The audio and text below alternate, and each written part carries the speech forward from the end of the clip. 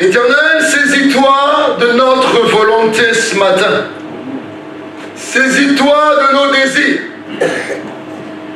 Saisis-toi de nos aspirations. Et conduis-nous dans ton plan. Nous te supplions, Seigneur. Ouvre nos yeux. Ouvre les yeux de nos cœurs pour que nous apprenions à discerner ta volonté. Car ta volonté est que cette année, nous nous levions.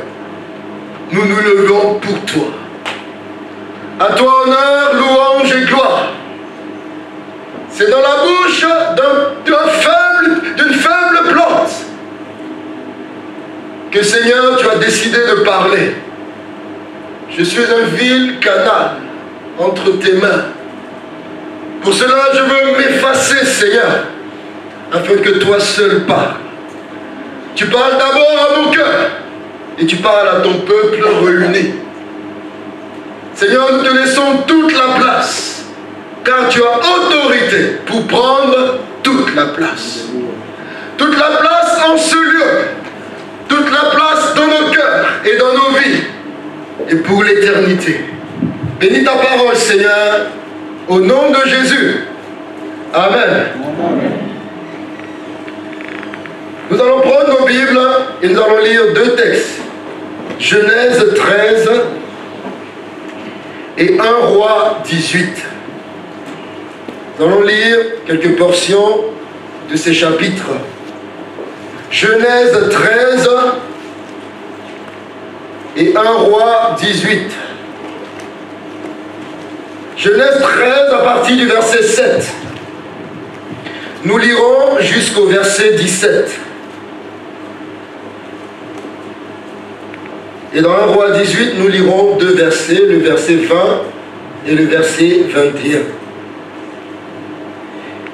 Il y eut querelle entre les bergers des troupeaux d'Abraham et les bergers des troupeaux de Lot. Les Cananéens et les Phérésiens habitaient alors dans le pays. Abraham dit à Lot, qu'il n'y ait point, je te prie, de dispute entre moi et toi, ni entre mes bergers et tes bergers, car nous sommes frères. Tout le pays n'est-il pas devant toi? Sépare-toi de moi. Si tu vas à gauche, j'irai à droite. Si tu vas à droite, j'irai à gauche. Lot leva les yeux et vit toute la planète, toute la plaine du Jourdain, qui était entièrement arrosée. Lot leva les yeux et vit toute la plaine du Jourdain qui était entièrement arrosée. Avant que l'Éternel ait détruit Sodome et Gomorrhe, c'était jusqu'à Soar comme un jardin de l'Éternel, comme le pays d'Égypte. Lot choisit pour lui toute la plaine du Jourdain, et il s'avança vers l'Orient. C'est ainsi qu'ils se séparèrent l'un de l'autre. Abraham habita dans le pays de Canaan, et Lot habita dans les villes de la plaine, et dressa ses tentes jusqu'à Sodome. Les gens de Sodome étaient méchants et de grands pécheurs contre l'Éternel. L'Éternel dit à Abraham, après que Lot se fut séparé de lui, l'Éternel dit à Abraham, lève les yeux, et du lieu où tu es, regarde vers le nord, et le midi vers l'Orient et l'Occident. Car tout le pays que tu vois, je le donne à toi et à ta postérité pour toujours. Je rendrai ta postérité comme la poussière de la terre. En sorte que si quelqu'un peut compter la poussière de la terre, ta postérité aussi sera comptée. Lève-toi, parcours le pays dans sa longueur et dans sa largeur, car je te le donnerai. Alléluia. Amen.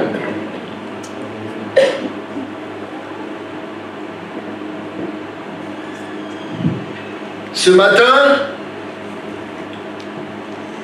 tu t'es certainement séparé de quelqu'un, ou l'Éternel lui-même t'a séparé de quelqu'un.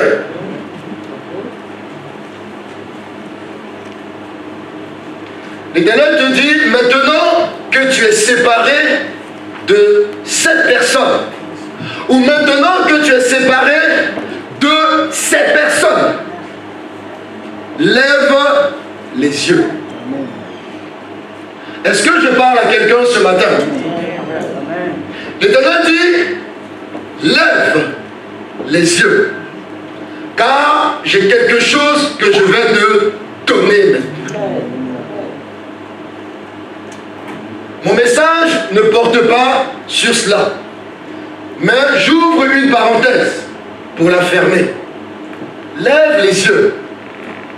Je dis souvent à mon épouse, si nous pleurons, s'il arrive quelquefois que nous pleurons, ne pleurons pas trop. Pleurons et puis ne pleurons pas trop. À partir du moment où nous faisons confiance à l'Éternel, toutes choses concourent au bien de ceux qui aiment l'Éternel. Je pleure et puis je suis là et je dis, je finis de pleurer. Maintenant, je lève les yeux. Maintenant, je lève les yeux. Pourquoi je dois lever les yeux? L'Éternel me dit, j'ai un territoire à parcourir. Il dit, tu le parcourras dans sa longueur et dans sa largeur, car je te le donne. Cette parole, elle est prophétique pour quelqu'un ce matin. Elle me parle fortement à moi. Parce qu'elle est vraie dans ma vie, elle est vraie pour toi. Nous prenons 1 Corinthiens 18. Un roi 18. 1 roi 18.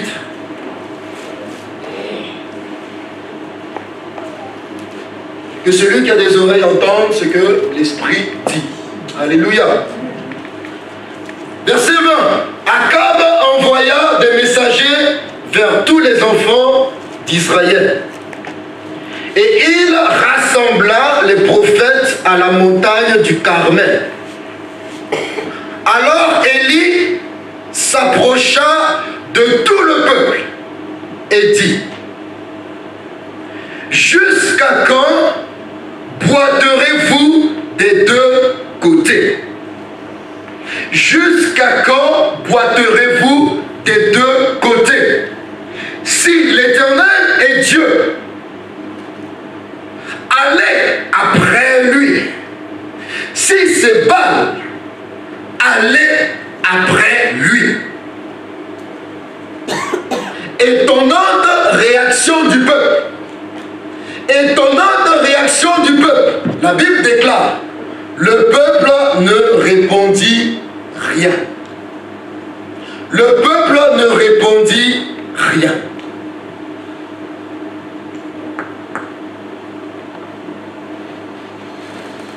Dans les deux textes que nous venons de lire, les personnages sont en face d'un choix. Les personnages sont confrontés à un choix. Un choix à faire. Dans Genèse 13, la Bible déclare que Lot a choisi. Et avant de choisir, Lot a levé les yeux. La Bible déclare que Lot a levé les yeux au verset 10.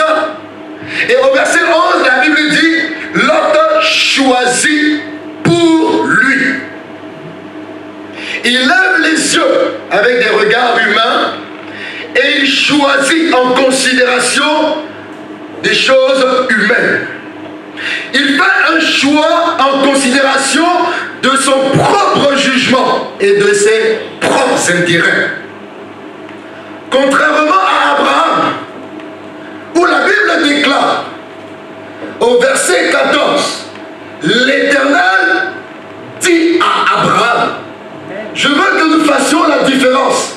L'autre lui-même lève les yeux, et pour ce qui concerne Abraham, c'est l'Éternel qui lui ordonne de lever les yeux. L'autre lève les yeux dans la direction de ses yeux. L'Éternel donne l'ordre à Abraham de lever les yeux et de regarder dans la direction qu'il lui donne.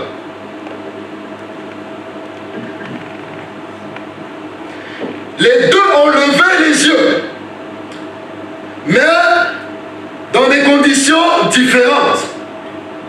L'autre le fait pour lui et il fait un choix pour lui. Abraham se laisse conduire par Dieu et l'Éternel lui lève les yeux et regarde. Abraham choisit et l'autre choisit pour lui. Et Abraham, la Bible déclare que l'Éternel dit, je te donnerai. Est-ce que nous voyons la différence? L'autre lève les yeux. Abraham, l'Éternel lui dit, lève les yeux. L'autre choisit pour lui. Pour Abraham, l'Éternel dit, je te donnerai.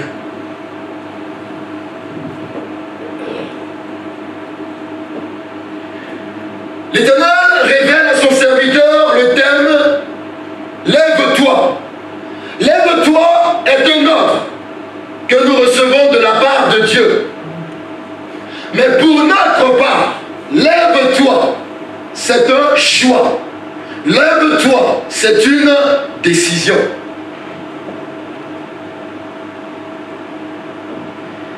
Et ce matin, l'Éternel veut nous conduire à faire des bons choix et à prendre des bonnes décisions cette année. Et c'est mon vœu et ma prière pour cette année, pour ce qui se concerne chacun d'entre nous. Faire les bons choix et prendre les bonnes décisions. Les choix et les décisions sont les choses les plus normales dans une vie humaine. Vous et moi, nous avons fait le choix d'être là ce matin. Nous avons décidé de nous lever de notre lit. Et nous sommes venus ici.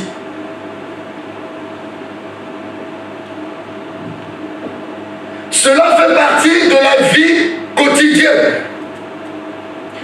d'un homme et d'une femme. Faire des choix et décider. Mais chacune de nos décisions, chaque option que nous allons lever, amène des conséquences.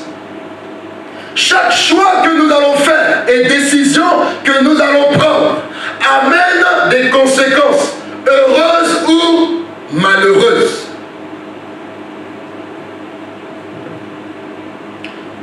C'est pour cela que choisir et décider est un privilège. C'est un privilège puissant. C'est une autorité puissante. Parce que c'est par le choix que vous avez fait d'être enfant de Dieu que vous êtes enfant de Dieu. C'est par votre libre arbitre de choisir Christ comme Seigneur et Sauveur que vous l'êtes aujourd'hui. Car la Bible déclare que si tu confesses de ta bouche le Seigneur Jésus, parce que tu as cru dans ton cœur, tu seras sauvé.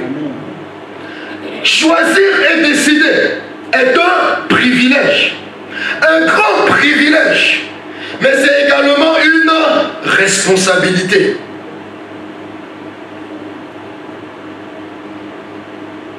Quel privilège de faire usage de ce libre arbitre. Quel privilège d'avoir la capacité de décider par soi-même soi-même. Mais derrière ce privilège se cache une responsabilité. Et nous rendrons compte à l'Éternel de tous les choix que nous aurons faits et de toutes les décisions que nous aurons prises. Nous répondrons devant l'Éternel de ces choix et de ces décisions et nous assumerons les conséquences. Il y a des bonnes décisions, mais il y a aussi des mauvaises décisions. On ne peut pas toujours savoir si une décision bonne au départ sera mauvaise à l'arrivée. Est-ce qu'on est d'accord? On ne peut pas toujours savoir. Parce que vous et moi, nous sommes limités. Toute ma sagesse et ma connaissance, tous mes jugements de valeur ne me permettront pas de savoir avec certitude que la bonne décision du départ va aboutir à une mauvaise, aboutir ou non à une mauvaise décision à l'arrivée. Des fois, l'une et l'autre se confondent. Mais sachons que les bonnes décisions et les bons choix nous enrichissent.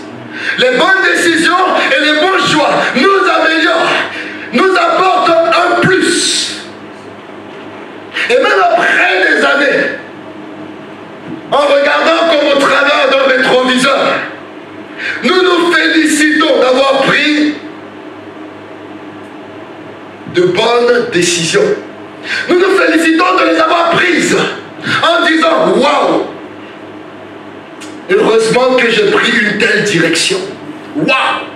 Heureusement que j'ai pris une telle décision. » Et l'Éternel veut ce matin que nous éviter le remords et le regret. L'Éternel ce matin veut que nous lui soumettions notre volonté.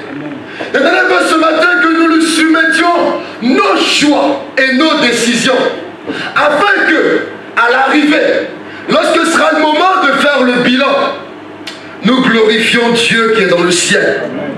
Alléluia.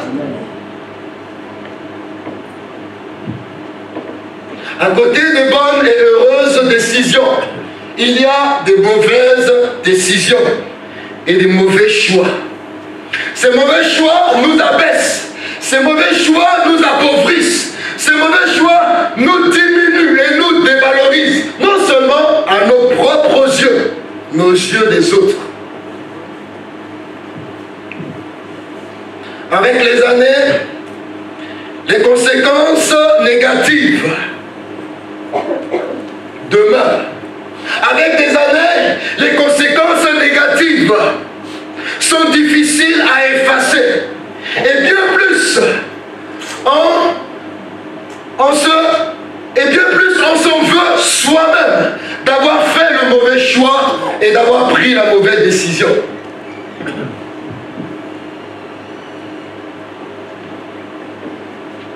On aurait voulu que la vie se refasse. On aurait voulu que la vie se refasse. On aurait voulu que l'horloge revienne à la case départ. On aurait voulu tout effacer. On aurait voulu que la vie se refasse pour avoir l'opportunité de faire un autre choix. Avoir l'opportunité de prendre une autre décision. Mais il est malheureusement trop tard. Car l'heure n'est plus à la décision, l'heure est désormais à assumer les conséquences.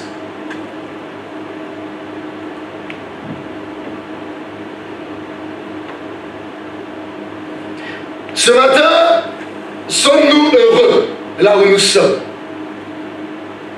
Ce matin, sommes-nous heureux dans les choix que nous avons faits? Sommes-nous heureux dans les décisions que nous avons prises? L'Éternel t'interroge. Et de ta réponse dépendra ta soumission à Dieu.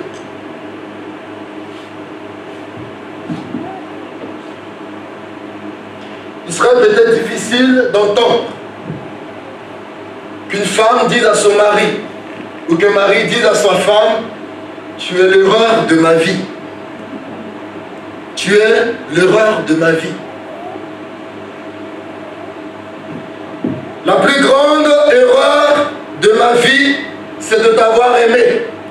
La plus grande erreur de ma vie, c'est de t'avoir choisi pour époux et pour épouse.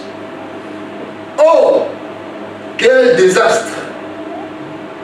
Oh, quelles conséquences! Quel constat! Après un choix délibéré, un choix libre, mais un choix en réalité qui était éclairé partiellement, qui était éclairé sur la base de ce que tu voyais, mais tu n'avais pas la lucidité de ce qui te réservait. Quand nous saisissons ces limites, nous apprenons à nous soumettre à l'Éternel. Quand nous saisissons les limites de notre jugement de valeur, nous apprenons dès à présent, avant qu'il ne soit trop tard, à nous soumettre à l'Éternel.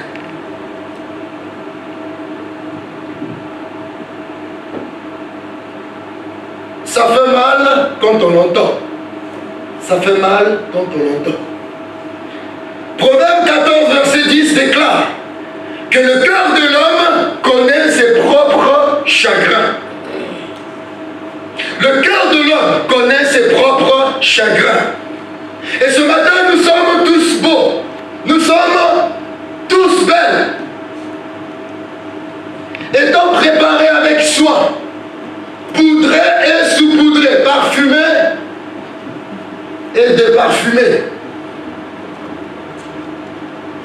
Mais sommes-nous vraiment heureux? Sommes-nous vraiment heureux? Heureux de la vie que nous menons, heureux des choix que nous avons faits. Sommes-nous heureux? Qu'est-ce qui se cache derrière cet artifice que nous voyons ce matin? Qu'est-ce qui se cache derrière? Quelle réalité se cache derrière ce maquillage? La Bible déclare, le cœur de l'homme connaît ses propres chagrins.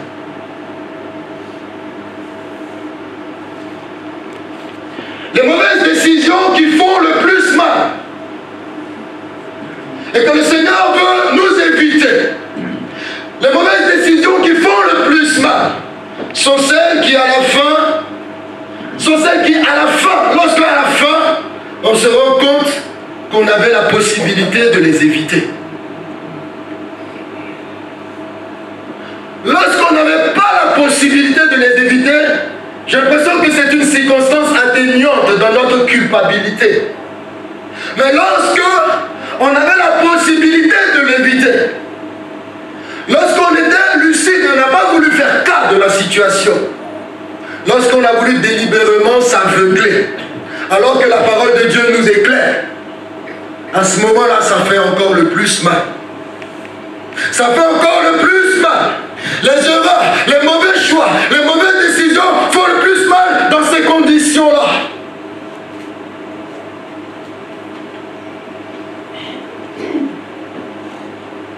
Et surtout, et même encore, lorsqu'on avait même été conseillé. On a été conseillé. On nous a donné le conseil. C'est pour cela que, vis-à-vis des autres, et dans ce cas-là, vis-à-vis de nos conseillers, nous sommes complètement remplis de honte. Nous sommes complètement, nous avons l'opprobre sur le visage. Parce que, vis-à-vis de nos conseillers, nous sommes mal à l'aise. Ça fait mal les remords. Et je dis toujours, moi ce que je n'aime pas, ce que je suis, le sentiment que je ne supporte pas, le plus dans ma vie, c'est les remords. Je n'aime pas les remords. Le remords, c'est cette phrase. Est-ce que quelqu'un peut le dire?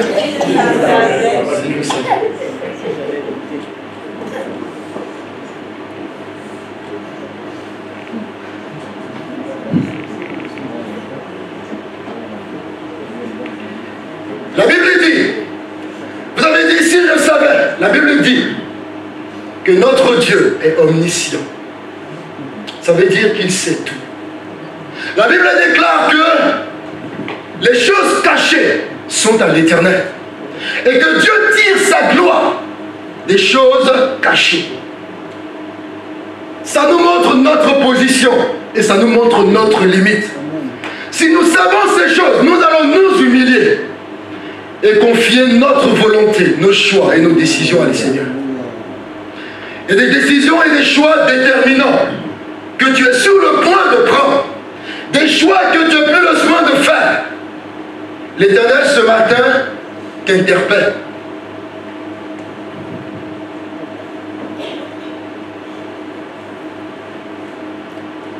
Ça fait mal les remords, ça fait mal de réaliser que j'aurais pu éviter ce qui m'est arrivé de négatif.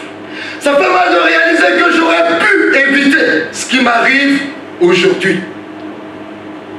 Dans Acte 27, verset 21, l'équipage d'un bateau où était Paul a subi beaucoup de pertes. Ce bateau a subi beaucoup de dommages. Et la Bible déclare que alors Paul, se tenant au milieu d'eux, leur dit: ô homme, il fallait m'écouter. Ô homme, il fallait m'écouter et ne pas partir en Crète, afin d'éviter ce péril et ce dommage. Maintenant, je vous exhorte à prendre courage, car aucun de vous ne périra. J'ai envie de dire, parole de l'Éternel pour toi ce matin. Les choix que tu as faits, tu aurais pu les éviter. Mais l'Éternel te dit, prends courage mon fils, prends courage ma fille, car ce n'est pas fini, tant que ce n'est pas fini. Dieu n'a pas fini avec toi. Ce matin, je ne viens pas t'emmener dans la culpabilité et t'enfoncer dans le remords. Mais l'Éternel qui est amour, qui t'aime et qui a payé le prix, qui a payé ta dette, l'Éternel te dit, il te donnera tout avec Jésus-Christ.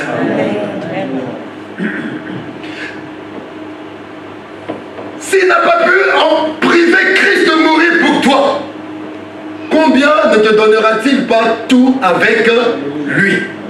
C'est pour cela que l'Éternel te dit ce matin, comme Paul déclarait, prends courage, car aucun de nous ici, je le déclare au nom de Jésus, et je le déclare prophétiquement, je le déclare sur la prière de Jésus, dans Marc 27, il dit, aucun de ceux que tu m'as donné ne périra. Dieu t'a choisi. Vous savez pourquoi je crois dans la doctrine de l'élection? Parce que si Dieu ne m'avait pas choisi, je ne l'aurais pas choisi moi-même. Est-ce qu'on se comprend? Il n'était pas possible pour moi de le choisir moi-même. Un jour, on aura l'occasion de parler de l'élection. Pour que tu comprennes que tu es un choix de Dieu. Je ne comprends pas pourquoi Dieu m'aime si particulièrement. Je ne comprends pas cela. Si Dieu ne m'avait pas choisi avant la fondation du monde, je répète ma phrase. Si Dieu ne m'avait pas choisi avant la fondation du monde, il ne l'aurait pas fait après. Parce qu'après, ce qu'il allait voir de ma vie, il n'allait pas pouvoir me choisir. Est-ce qu'on se comprend? Est-ce qu'on comprend que Dieu nous a élus et nous a choisis? Il n'a pas voulu attendre que je lui manifeste mes 400 coups pour me choisir. Il dit celui-là, il le choisit avant. Et puis quand il va sortir du ventre de sa maman, on va gérer maintenant après. C'est ça l'élection. Dieu nous a élus.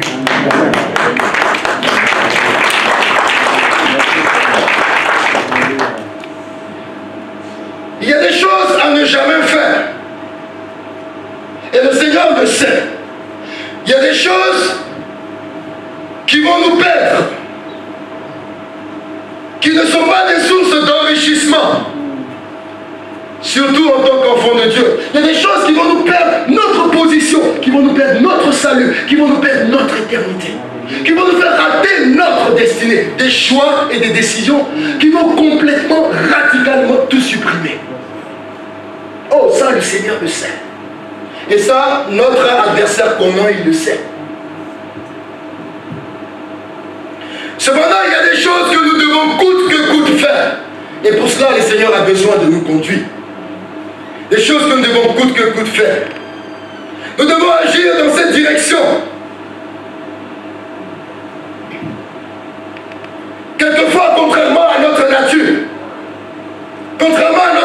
à notre volonté, quel que soit le candidaton, quelle que soit la réaction des uns et des autres, nous devons le faire. Oh Seigneur, aide-nous. Et ma prière ce matin, que Dieu nous donne la capacité de faire ce que nous avons à faire.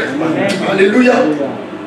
Parce que pour 2019, je ne sais pas ce que j'ai à faire.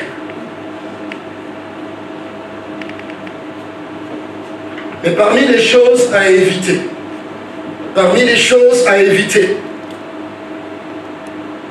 1 Roi 18 nous parle. 1 Roi 18 nous parle. Parmi les choses à éviter, 1 Roi 18 nous parle. 1 Roi 18 nous parle d'une grande maladie. Une grande maladie, c'est l'indécision. La décision est difficile. La décision est difficile à cause des conséquences. La décision est difficile, les choix sont difficiles à cause de notre limitation et de nos limites. Mais l'indécision est terrible. L'indécision est terrible. L'indécision, c'est l'incapacité de lever une option. C'est l'incapacité de choisir. De lever une option parmi plusieurs options. Le peuple d'Israël est devant Élie. Et Élie lui dit, Élie parle au peuple d'Israël et leur dit, si c'est l'Éternel qui est Dieu, allez après lui.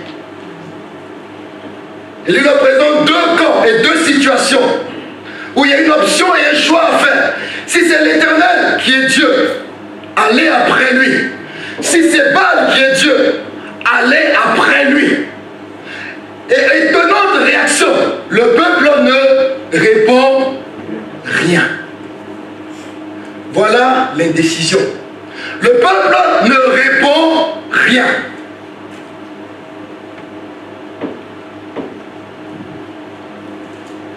Le peuple est incapable de lever la bonne option. On passe d'une sœur à l'autre. Je suis avec Mimi. Je me sens bien avec Mimi. Mimi fait palpiter mon cœur. Demain, je suis avec Jacqueline. Et je dis à Jacqueline qu'elle est l'amour de ma vie. Ah, mon frère. Ah, ma soeur. On va remplacer Mimi par Robert et Jacqueline par Flaubert.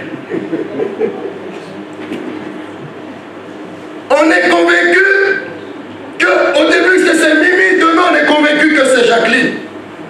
En fait, on est indécis.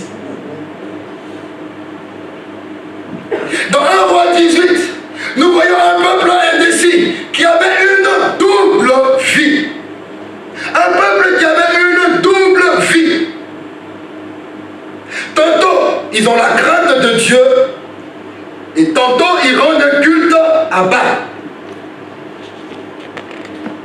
Et le prophète Élie se lève et il dit non, ce n'est pas le temps des mélanges, ce n'est pas le temps de la duplicité. L'Éternel parle à quelqu'un ce matin. Son serviteur, il parle à son serviteur et nous demande de nous lever. Et toi, tu tardes à te lever. Tu sais là où tu dois te lever, tu dois franchir un pas. Ce n'est pas le moment, ce n'est pas le temps du mélange, ce n'est pas le temps de la duplicité. Si c'est l'Éternel qui est Dieu, mon frère, ma soeur, crains l'Éternel et sers Dieu. Amen. Si c'est le monde qui est Dieu pour toi, si c'est les plaisirs du monde et la convoitise du monde, fais un choix. Parce que tu ne peux pas servir de maître. C'est pas possible. Si tu ne dis rien, l'Éternel dit, lui te vomit en même temps. Tu peux dire, je dis rien, je joue la sécurité. Mais l'Éternel dit, il te vomit en même temps. Dans cette situation, tu penses, va t'arranger. Elle ne t'arrange pas. Que ton oui soit oui et que ton non soit non. Les décisions. Et les parts et étonnante réaction du peuple. Le peuple ne répond rien. Cette réaction peut révéler plusieurs aspects. Premièrement, je ne sais pas décider. Je ne sais pas décider. Peut-être à l'origine de mon indécision. Je ne sais pas décider. Parce qu'il y a des choses que j'apprécie. D'un côté, est-ce que vous me suivez? Il y a des choses que j'apprécie d'un côté. Et il y a également des choses que j'apprécie de l'autre. Donc je ne sais pas décider. C'est doux là-bas. Et puis c'est doux aussi ici. Mais pasteur Yohanné nous a dit, même si c'est doux, il faut décider. Et ce matin, je t'annonce ce qui est de plus doux. C'est être avec Jésus. Amen. Parce que les douceurs éphémères, qui ne durent que quelques minutes, je pense qu'elles sont complètement dérisoires avec les douceurs qui durent éternellement. L'Éternel parle à quelqu'un ce matin. On n'est pas totalement contre un camp, on n'est pas totalement contre un autre camp.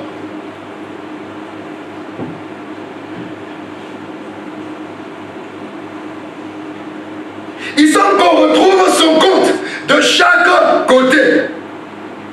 Et à cause de cela, on ne sait pas prendre une décision ferme. On ne sait pas prendre une décision résolue. À cause de cela, on ne sait pas prendre une décision définitive. Je voudrais souligner encore. Je ne sais pas pourquoi le Seigneur met une insistance dessus. Je ne sais pas. Mais je voudrais souligner encore qu'en matière de mariage, l'homme parfait, la femme parfaite n'existe pas. Si ton célibat se prolonge parce que tu veux trouver l'homme parfait ou la femme parfaite, tu vas prolonger ton célibat encore longtemps. Si c'est ce que tu attends avant de te décider, tu vas prolonger ton célibat encore longtemps. L'Éternel parle à quelqu'un ce matin.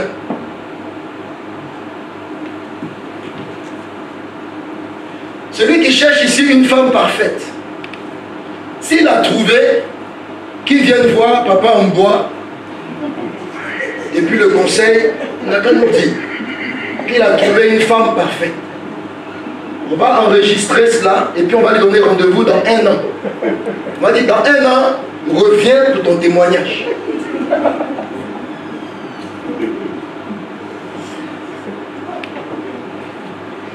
Celui qui dit ça d'un homme, il n'a qu'à partir avec lui. Qu'elle parte avec lui et qu'elle revienne 1 an après. Même si cet homme, il est moins.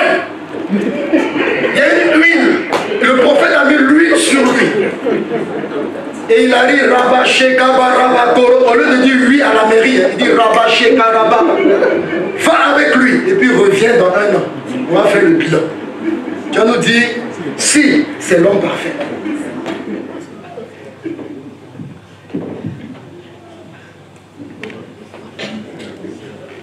La plupart du temps, nous sommes appelés à faire le choix entre 2 options imparfaites, en réalité. En réalité, hein, tu es en ballottage, mais tu es en ballottage entre 2 personnes imparfaites. Que Dieu te fasse grâce. Que Dieu te fasse grâce. Moi, j'ai choisi pour moi.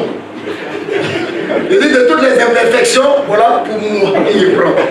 Je vais gérer ça. Mais c'est un choix courageux qu'il faut faire.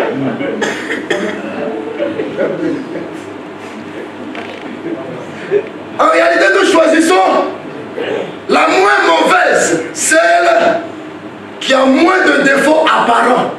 C'est tout. Moins de défauts apparents. Mais ça ne veut pas dire moins de défauts réels. Apparents. Il y a des femmes et des hommes, les apparences sont avec eux. Moi, je vous assure que ma femme et moi, les apparences sont avec nous. C'est pourquoi elle et moi, on s'est choisis comme ça. Parce que quand il la voit, il pense que ah, c'est nickel. Quand elle me voit, elle se dit celui-là, c'est top. Donc tous les deux, on s'est embarqués dedans. Et puis Dieu nous aide à gérer ça doucement.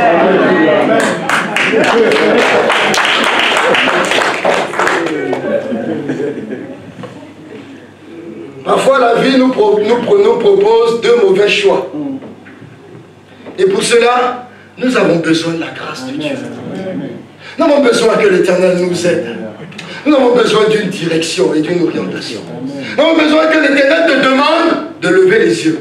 Ne prends pas trop l'initiative toi-même. Tu lèves les yeux, tu choisis pour toi comme a fait l'autre. Mais l'Éternel dit, maintenant Abraham, toi lève les yeux. Et puis regarde dans la direction où je t'envoie. Et c'est ça que je te donnerai. La démarche, elle est totalement différente. Les conséquences sont totalement différentes. La destinée, elle est totalement différente. Car est attachée à cela une bénédiction quand c'est l'Éternel qui fait. Il dit, je te donnerai. Non seulement à toi, mais à ta postérité. Ceux que tu ne vois même pas et qui sont en toi, que je discerne et que je compte. Ceux-là vont jouir de ce que je te montre. L'alliance que je fais avec toi, elle est non seulement pour toi, et pour ta postérité après toi. Oh, gloire à Dieu pour cette alliance.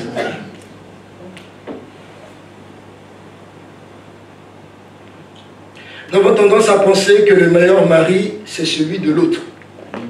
Nous avons tendance à penser que la meilleure femme, c'est celle de l'autre.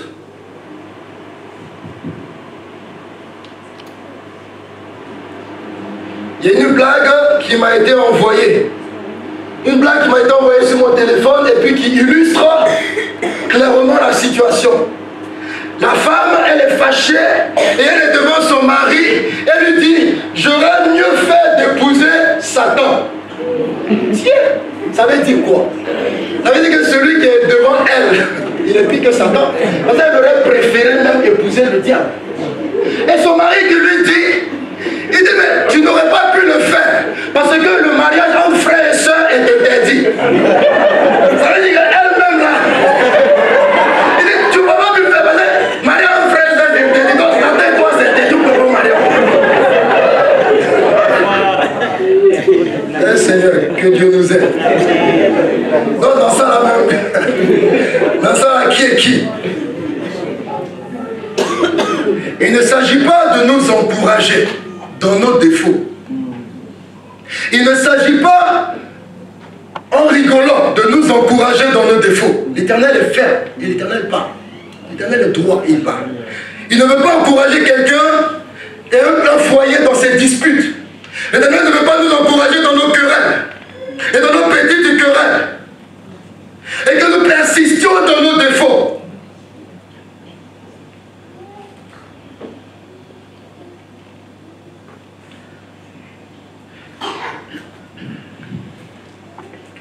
Dans le mariage, jeune fille, je veux te dire que pour le mariage, le choix n'est pas entre un prince et un crapaud. Chaque homme a un côté princier et chaque homme a un côté crapaud. Donc toi, ma soeur, qui veut choisir, ce n'est pas un dilemme entre un prince et un crapaud. Celui que tu vas prendre, il est prince parce qu'il est fils du roi. Amen. Il est prince parce qu'il est fils du roi.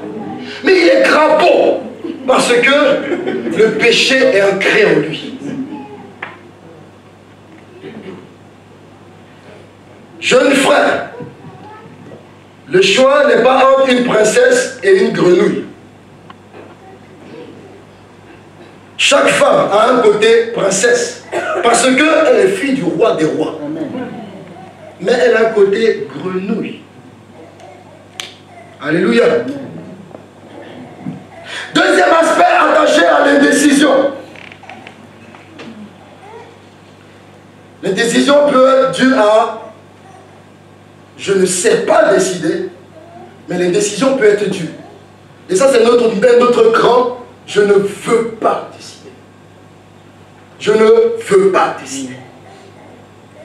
Je ne sais pas quelle était la situation du peuple. Si c'est Dieu, si c'est l'Éternel qui est Dieu, allez après l'Éternel. Si c'est Baal qui est Dieu, allez après Baal. Est-ce que le peuple disait, je ne sais pas décider ou je ne veux pas décider? Si c'est ta position ce matin, tu as la réponse. Est-ce que tu ne veux pas décider ou tu ne sais pas décider? Est-ce que tu es un opportuniste qui ne sait pas décider et qui veut jouir des deux camps et des deux situations, ou parce que tu manques de volonté? Parce que ça, c'est un vrai problème de caractère. Et ça, c'est encore plus répréhensible. Il y a des gens, naturellement, qui ne sont pas à l'aise avec les choix. Ce n'est pas un péché, c'est naturel. Moi, je ne suis pas à l'aise avec les choix. Même quand je vais au restaurant, on me donne, comment on appelle ça? On me donne la carte. Je ne sais pas choisir, je donne la carte à ma femme. Je n'aime pas les choix. Je vais regarder dans l'assiette de tout le monde, je vais regarder les choix des autres et puis je vais m'adapter à leurs choix.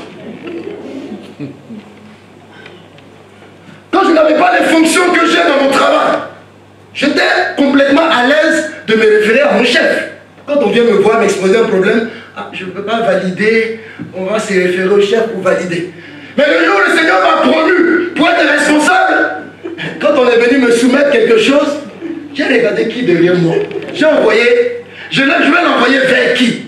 Je suis obligé de décider. Je suis obligé de valider. Donc, ne pas vouloir, ne être mal à l'aise devant le choix ou la décision, ça peut dépendre du caractère, ça peut dépendre de ta position. Il y a des gens pour lesquels on a toujours décidé pour eux.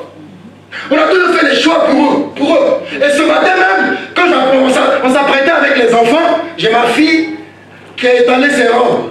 Et elle dit, papa, qu'est-ce que je porte aujourd'hui? Tu peux m'aider? Je dis, ma fille, être grande, c'est choisir toi-même. Donc apprends à choisir toi-même. Utilise toutes les méthodes. Peut-être que tu vas essayer toutes les robes et tu vas te décider. Mais il t'appartient de commencer à choisir. Amen. Il t'appartient de commencer à apprendre à faire des choix. Amen. Pourquoi elle n'était pas à l'aise? Parce que papa et maman ont toujours choisi la robe. Prenez portée. Prenez portée. C'est comme ce qu'on fait à nos enfants. On choisit pour eux. Et quand elle est confrontée à une situation à laquelle elle n'est pas habituée, elle est mal à l'aise. Je l'ai laissée comme cela. J'ai dit, qu'est-ce que tu vas faire? Elle me dit, je vais essayer. Elle a essayé les 3 robes et elle s'est décidée. Je dis, Seigneur, je bénis ton nom. Avant de venir apporter le message, tu me parles encore. Tu me parles encore. Et tu me donnes de parler à ma maison. Pour nous apprendre à faire le choix et à décider. Donc je ne veux pas décider. Mais le jour où tu te retrouves tout seul, tu es mal à l'aise. Ça c'est une situation, mais le plus souvent, nous manquons de volonté. Nous manquons de volonté. Nous sommes en réalité irrésolus. Nous sommes en réalité inconstants. Et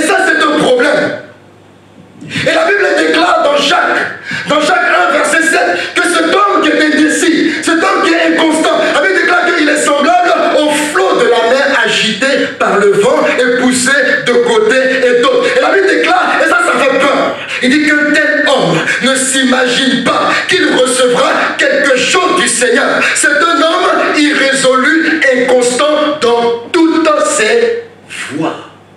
Voilà où là, il est important, mon frère, que tu te concentres, ma soeur, que tu te concentres, que tu gémisses à genoux devant le Seigneur. Pour dire, Seigneur, je veux te suivre réellement. Seigneur, je veux renoncer à mon péché. Seigneur, je veux refuser, je veux renoncer à ce qui détruit et consume ma vie. Et c'est ça mon vœu et ma prière. Et que le Seigneur nous donne la capacité de vouloir. L'Éternel nous donne la capacité de faire. Parce que la Bible déclare, et il est écrit dans Philippiens 2, 13, c'est Dieu qui produit en vous le vouloir et le faire selon son bon plaisir. Qu'il en soit ainsi pour vous et moi en 2019. Alléluia. Qu'il en soit ainsi pour nous.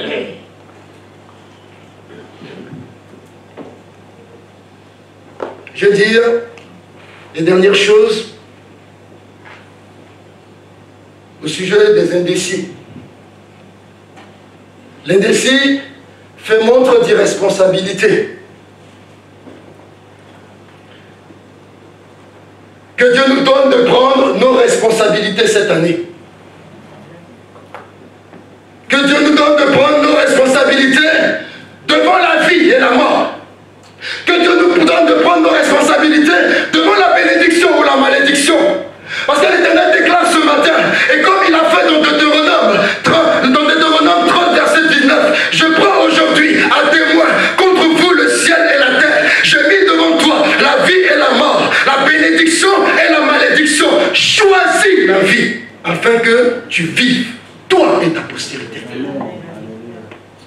Tous les jours de chaque mois de l'année 2019, l'Éternel met devant toi la vie et la mort, la bénédiction et la malédiction. Il t'appartient. Il est de ta responsabilité de choisir la vie. L'Éternel t'exhorte ce matin à choisir la vie et à choisir la bénédiction. Pour que tu vives, pour que tu aies un avenir et pour que tu aies une espérance.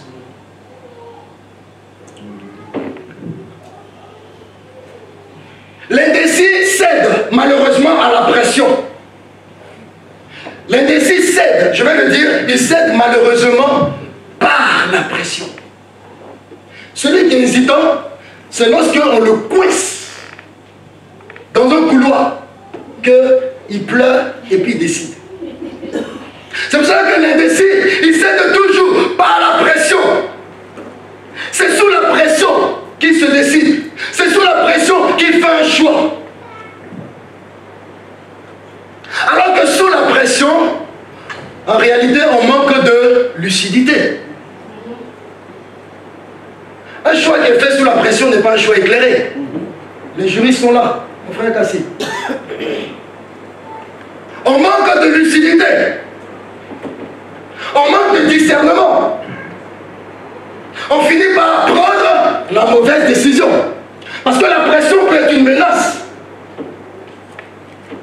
Et on prend la mauvaise décision. Une décision irréfléchie. Une décision souvent tardive. Une décision qu'on aurait dû prendre avant la pression. À ce moment-là, on aurait pris la bonne décision. Mais malheureusement, il est trop tard. On est coincé. Une décision irréfléchie. Et qui cause bien des dégâts. Des désastres parfois irréparables.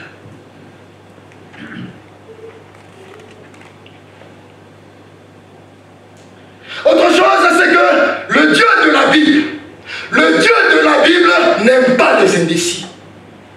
Le Dieu de la Bible, le Dieu que nous servons, il n'aime pas les indécis. Parce que dans Somme 119, verset 113, il dit, je hais les hommes indécis. Je hais les hommes indécis. Je n'aime pas ceux qui tergiversent. Je n'aime pas ceux qui passent d'un point de vue à un autre. Je ne les aime pas. Je ne les supporte pas. C'est-à-dire, je prends pour eux de l'aversion, de la haine. Je hais les hommes indécis. Si tu es comme le peuple d'Israël, qui ne répond rien, À chaque fois que ses serviteurs se succèdent sur cette chaîne pour te parler et t'inviter à la repentance, l'Éternel te dit, il te vomira, mon frère ou ma soeur, si tu n'arrêtes pas.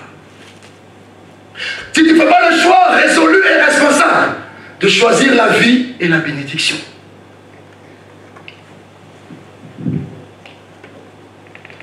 Quelquefois, et ça c'est une autre réalité, quelquefois, derrière l'indécision, se cache la lâcheté. Se cache la lâcheté. Le manque de courage. L'absence de capacité à assumer non seulement la décision, mais aussi ses conséquences. Ça c'est de la lâcheté. Sommes-nous courageux? Sommes-nous courageux ce matin pour dire, j'assume cela quoi qu'il arrive? Sommes-nous courageux pour dire devant l'Éternel, j'assume cela quoi qu'il arrive?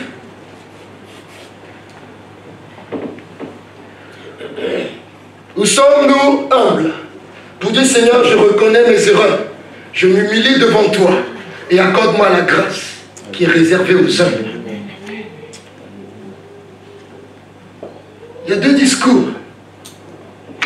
En se frappant la poitrine pour dire j'assume cela. Et il y a l'autre posture de la personne humble. Et moi, je veux être humble devant le Seigneur. Et vous dites, Seigneur, je t'ai causé du tort en commettant des erreurs, en faisant de mauvais choix et en prenant de mauvaises décisions. Seigneur, pardonne-moi. Seigneur, conduis-moi. Seigneur, lave-moi. Seigneur, réhabilite-moi. Pierre a fait le mauvais choix de renier Jésus. Mais l'Éternel l'a réhabilité. L'Éternel l'a réhabilité. Il a posé la question à Pierre. Pierre, m'aimes-tu? Il dit, Seigneur, tu sais que je t'aime. Il a posé la question encore. Pierre, m'aimes-tu? Seigneur, tu sais que je t'aime. Et la troisième fois, Pierre a compris que quand on pose une question comme ça, c'est que c'est pas simple. C'est quelqu'un en face de toi qui sonde tes reins et qui sonde ton cœur. Il dit, Seigneur, toi seul tu le sais. Et c'est ce matin, de cette façon que nous voulons nous humilier devant Dieu. Vous dites, Seigneur, prends ma vie. Dans Apocalypse 21, verset 8, la Bible nous montre que Dieu n'aime pas les lâches. Car les lâches sont parmi les personnes destinées au feu éternel. Apocalypse 21, verset 8. Et dans l'énumération des personnes qui sont destinées au feu éternel, l'Éternel commence par les lâches. Il commence par eux d'abord.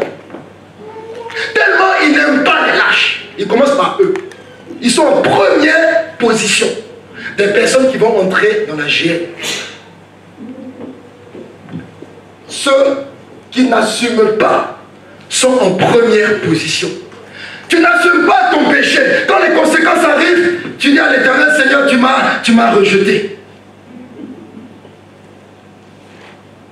Seigneur, j'ai mis ma confiance en toi. Et puis je passe par l'opprobre. Ah!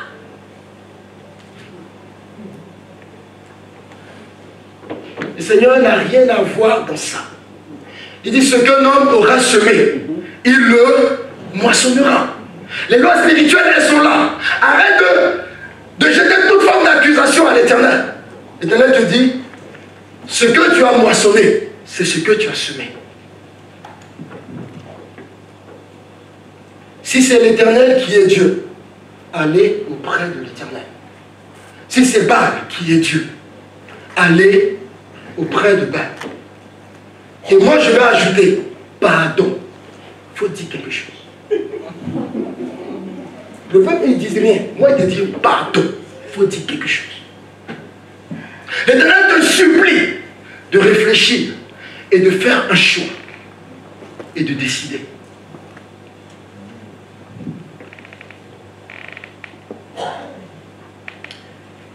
Je vais terminer par une dernière chose qui m'a interpellé. Quand ce peuple est là et puis ils ne répondent rien. Parmi eux, il y a des gens qui ne savent pas décider. Il y a des gens qui ne veulent pas décider. Il y a des lâches, il y a des irresponsables. Mais il y a également des gens qui sont solidaires avec les mauvaises personnes dans les mauvaises décisions. eux sont solidaires. Et ils sont malheureusement solidaires là où c'est mauvais. La solidarité dans les mauvaises décisions et dans les mauvais choix. Ils sont confondus dans la masse. Ils n'ont pas le courage de dire et d'affirmer leur idéologie, de confesser leur foi. Et tu te retrouves à l'école, au lycée, tu te retrouves à ton travail et tu n'as pas le courage. Tu n'as pas le courage de sortir de la calomnie. Tu n'as pas le courage de sortir des grossièretés en compagnie de moqueurs. Tu n'as pas le courage de le faire. Et tu es dedans, comme ça, embarqué dedans. Mais tu vas avoir le même sort qu'eux. Il faut à un moment donné que tu prennes position radicalement, même à les perdre. Même à perdre tes copains, même à perdre leur estime. Les Seigneur t'invite à faire un choix. À tous les niveaux. Je prends quelques exemples, mais je ne suis pas exhaustif. Et tu sais là où tu t'embarques, par influence. Et je pense que parmi le peuple d'Israël, qui était là, qui ne répondait rien, il y a des gens, comme moi j'ai l'habitude de faire, dans les restaurants, ils regardent le visage des autres. Ils disent, qui va parler? Maintenant, quand il y a plusieurs mains, ils regardent le nombre de mains. Et puis en fonction de ça, ils sont dans la majorité. Donc comme la majorité n'a rien dit, aujourd'hui on dit rien. Aujourd'hui on dit rien. Peut-être après on va parler, mais aujourd'hui on dit rien. Donc je suis dedans. Mon frère et ma soeur, s'il y a une seule personne qui doit être sauvée dans cette église, je veux que ça soit toi. Quand tu es dans ton adoration, mon frère Stéphane dit souvent, considère que tu es seul devant Dieu en train de l'adorer. Ne regarde pas le visage de quelqu'un pour dire, quelle est l'ambiance du moment? Adore le Seigneur, parce que le Seigneur a fait pour toi. Il ne parle pas de quelqu'un d'autre, il a fait pour toi. Donc devant tes choix, assume-les en toute responsabilité et décide pour toi-même. Je termine par ce texte dans Josué 24, verset 15. Josué réagit courageusement devant le peuple. Et Josué se démarque. Josué leur dit, maintenant, craignez l'Éternel et servez-le avec intégrité et fidélité. Faites disparaître les dieux qu'ont servi vos pères de l'autre côté du fleuve et en Égypte et servez l'Éternel. Et si vous ne trouvez pas bien de servir l'Éternel, choisissez aujourd'hui qui vous voulez servir. Ou les dieux que servaient vos pères au-delà du fleuve, ou les dieux des Amoriens dans le pays desquels vous habitez. Ah, j'aime la déclaration qui va suivre. J'aime la déclaration qui va suivre. Il va se démarquer. Il va dire, mais moi et ma maison, nous servirons l'Éternel. Faites comme vous voulez. Faites comme vous voulez dans votre majorité. Moi et ma maison, nous servirons l'Éternel. Donc si tu te retrouves devant le peuple d'Israël et qu'Élie pose la question, maintenant c'est plus Élie, c'est le pasteur Yohané ou le pasteur Yéhou. S'il pose la question, qui veut se lever? Qui veut répondre à l'ordre de l'Éternel? Parce que se lever, c'est un ordre de la part de Dieu. Mais pour notre part, c'est un choix et c'est une décision. Qui veut se lever? Il ne faut pas regarder les mains. Il faut dire, moi et ma maison, nous servirons l'Éternel. Moi et ma maison, nous servirons l'Éternel. Nous allons baisser la tête pour prier.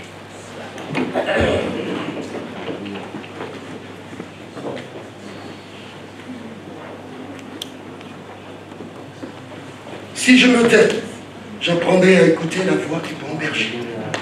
Ce matin, nous avons fait silence dans notre cœur pour que le bon berger parle à nos cœurs. Alléluia. Il nous parle pour information et il nous parle pour action. Ça, c'est les deux mots que je reçois de ma chef tous les jours. Elle me dit pour information et action. C'est ça ma responsabilité vis-à-vis d'elle. Elle me forme et elle attend de moi de l'action. Pour information et pour action. Et ce matin, l'Éternel nous donne une information, mais elle doit être suivie d'action. Il ne s'agit pas de ne rien dire, il ne s'agit pas de ne rien faire. Trop c'est trop. Tu as trop tergiversé. Tu t'es trop donné d'excuses et de prétextes. Maintenant, il faut faire un choix. Et l'appel qui est lancé, lève-toi. Lève-toi. Lève-toi de là où tu es. Lève-toi du péché qui t'encombre. Lève-toi et triomphe. Lève-toi de l'oisiveté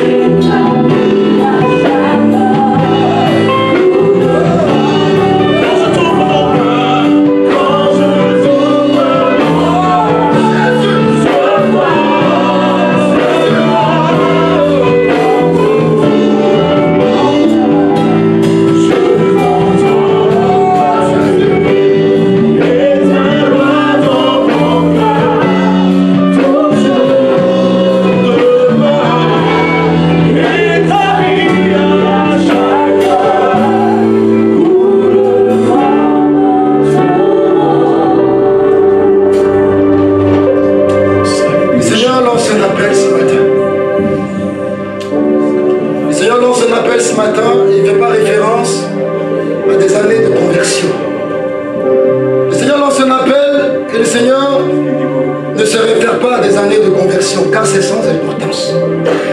L'Éternel veut un renouvellement d'une alliance ce matin. Le Seigneur veut un renouvellement d'une alliance ce matin. L'Éternel ne parle pas d'une date de baptême. L'Éternel ne parle pas d'un baptême par immersion ou d'une confirmation. L'Éternel parle d'un renouvellement d'une alliance ce matin. Il veut renouveler son alliance avec toi. Le Seigneur dit, il ne regarde plus ton passé. L'Éternel dit qu'il ne tient plus compte des temps d'ignorance. L'Éternel dit qu'il efface, qu'il enterre. Oh Jésus. Mais il dit ce matin qu'il parle avec beaucoup d'espérance. Et il lance un appel plein d'espoir. Car il connaît les projets qu'il a formés pour toi. Pas des projets de malheur, peut-être pas que tu périsses dans le malheur, mais des projets de bénédiction. Et tu peux changer ta trajectoire ce matin. Tu peux changer le cours des événements ce matin. Par une décision sincère et vraie. Par une réponse à l'Éternel. Par une nouvelle réponse à l'Éternel. Une réponse qui a de la substance. Une réponse qui a de la consistance. Une réponse qui est convaincue. Une réponse qui est résolue. Une réponse qui sera constante. Le Seigneur lève son appel ce matin. Je ne te demande pas de lever ton doigt. Je ne te demande pas de lever ta main. Mais si tu te sens concerné, tu mettras ta main sur ton cœur. Et moi le premier, je mets ma main sur mon cœur. Je mets ma main sur mon cœur.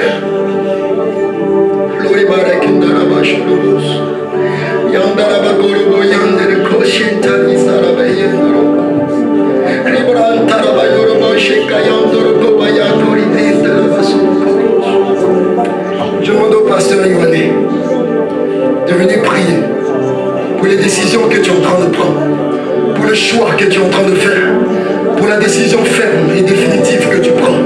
Il va prier pour nous. Car je crois dans l'autorité des serviteurs de Dieu. Je crois dans l'onction que le Seigneur a mis sur leur vie. Je crois dans la faveur particulière qu'ils ont dans le trône de Dieu. Moi, ma prière est inefficace devant le trône de Dieu. Mais je crois que la prière d'un serviteur de Dieu, où elle est appelée, a une efficacité devant le Seigneur. Car la prière du juste, la Bible déclare, est efficace aux yeux de Dieu. Son serviteur va prier pour nous. Et que cet engagement soit scellé dans le sang de Jésus. Soit scellé dans le sang de Jésus.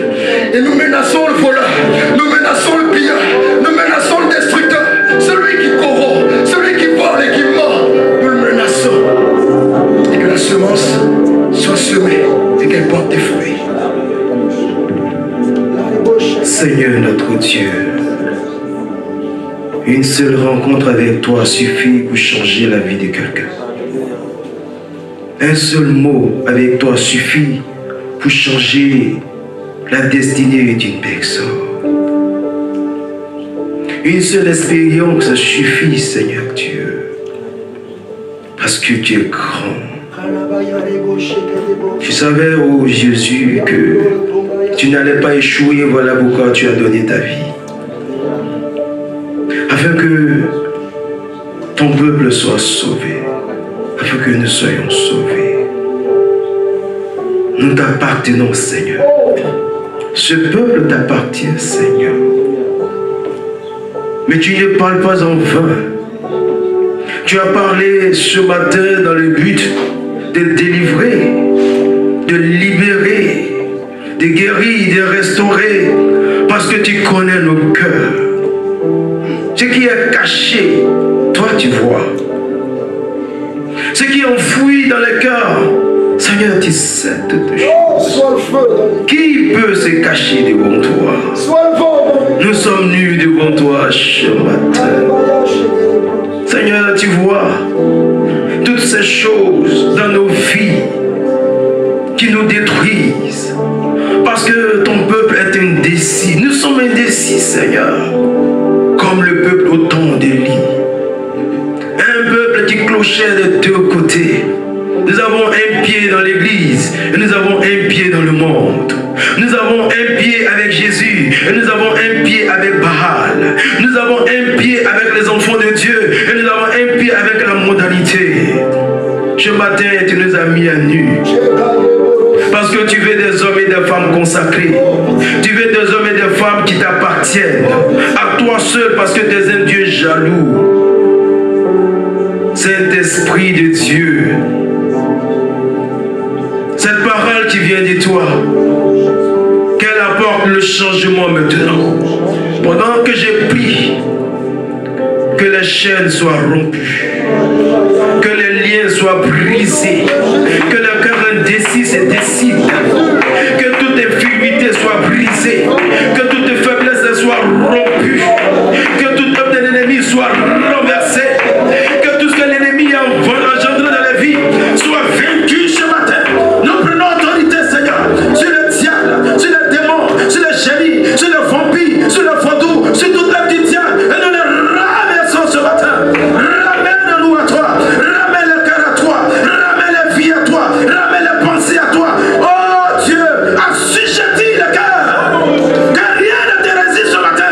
Saint-Esprit de Dieu, que ton feu, ton feu, ton feu, ton feu, ton feu consume maintenant. Au nom de Jésus, au nom de Jésus, manifeste-toi. Nous voulons te servir comme un peuple acquis, un peuple élu, un peuple consacré, des hommes et femmes consacrés à l'Éternel, le seul Dieu. Que les faux dieux, Seigneur, délivre-nous des faux dieux, délivre-nous des idoles, des liens, des vices. Délivre-nous de tout ce qui est en nous, qui nous a éloignés de toi et qui a provoqué ta sainte colère. Ce matin, sois apaisé envers ton peuple. Pardonne nos iniquités et nos transgressions. Pardonne le mal de chaque jour, car nous le confessons le matin et le soir nous sommes dans les mêmes erreurs. Oh Dieu, aie pitié de nous ce matin. Ne nous refuse pas ta grâce. Ne nous abandonne pas, Seigneur. Ne rejette pas ton peuple ce matin. À cause de l'œuvre de la croix, Seigneur Dieu, accorde ta grâce ce matin. Et que tous ceux qui sont tombés se relèvent, Seigneur. Tous ceux qui sont abattus retrouvent la force de se tenir du pied. Tous ceux, Seigneur Dieu, qui ont été dominés par un péché quelconque, par une faiblesse quelconque, se relèvent maintenant et te suivent, toi le seul bon berger. Au nom de Jésus, Amen. Nous avons fait le choix de la vie. Nous avons fait le choix de la bénédiction. Mais nous serons appelés à faire d'autres choix. Nous serons appelés à faire d'autres choix sur le parcours. Nous aurons fait le choix de nous séparer de certaines personnes. Nous aurons fait le choix de faire de nouvelles alliances. Nous aurons fait le choix d'un travail, le choix d'un mariage, le choix de que sais-je encore. Nous avons des choix encore à faire et des décisions à prendre. Il faut que l'Éternel nous conduise. Il faut que l'Éternel nous dirige et nous conduise.